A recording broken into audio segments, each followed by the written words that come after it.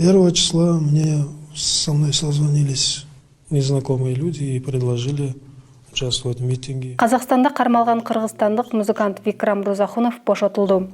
Казакстандын телеканалдарында башаламандыкка катышы бар деп кармалган, жарандыгы кыргызстандык делген адамдын видеосун тараткан. Токмоктолгон жигит белгисиз адамдар аны 90 000 теңгеге жалдап, Өзбекстан жана Тажикстандын башка жарандары менен кошо Алматыдагы митингге барганын айткан. Видео интернетке тараган соң, андагы сүйлөп жаткан жигит кыргызстандык музыкант Викрам Рузахунов экени белгилүү болгон. Акыйкатчынын жана УКМКнын маалыматына ылайык, Викрам Рузахунов бошотулду жана Бишкекке келе жатат. Кыргызстандык телеканалдар болсо өздөрүнүн платформаларынан Викрам Рузахунов жөнүндөгү видеосун өчүрүштү.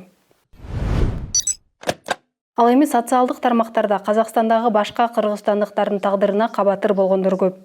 Жогорку кеңештин депутаты Жанар Акаев өзүнүн Фейсбуктагы социалдык баракчасына төмөндөгүдөй билдирүүнү калтырган. Казакстандын бир нече шаарларынан жарандарыбыз азырда кайрылууда. Окуя болгон күндөн тарта биз Тышкы иштер министрлиги күч органдары менен байланыш түзүп берип, коопсуздукту камсыздоо боюнча колубуздан келген аракетибизди жасап келатабыз. Урматтуу Казакстанда эмгектенип жашаган мекендештер, кандайдыр бир маселе жаралса, ушул телефондорго чалыңыздар деп Тышкы иштер министрлиги маалымат таратты. Түндүк тарапта болсо элчиликке, түштүк тарабында консулдукка. Бүгүн эле Шымкенттеги жарандарыбыздын үйүнө чейин келип, суракка алган факты боюнча дагы Тышкы иштер министрлигине жана Ички иштер министрлигине жибердим. Биздин мекендештер башка өлкөдө саясий ички иш-чараларга катышып, башаламандык, талап-тоонуучулукка таптакыр жолобойт. Алар ак ниеттүүлүк менен өз жумуштары менен гана элек. Керек болсо Кыргызстандагы соңку инкылапта да бир дүкөн тонулгон эмес. Ар кандай чыгымчылдык аракеттен алыс болушса, кошуна өлкөнүн тиешелүү органдары. Викрам Рузахуновдун окуясы буга далил. Викрам атактуу музыкант болгон үчүн коомчулуктун көңүл бордонунда болуп, биздин бийликтегилердин ыкчам аракети менен бошоду. Бирок азыр Викрам сыяктуу бейкүнөө айыпталып жаткан ар бир жараныбызды коргоп алуу милдети турат.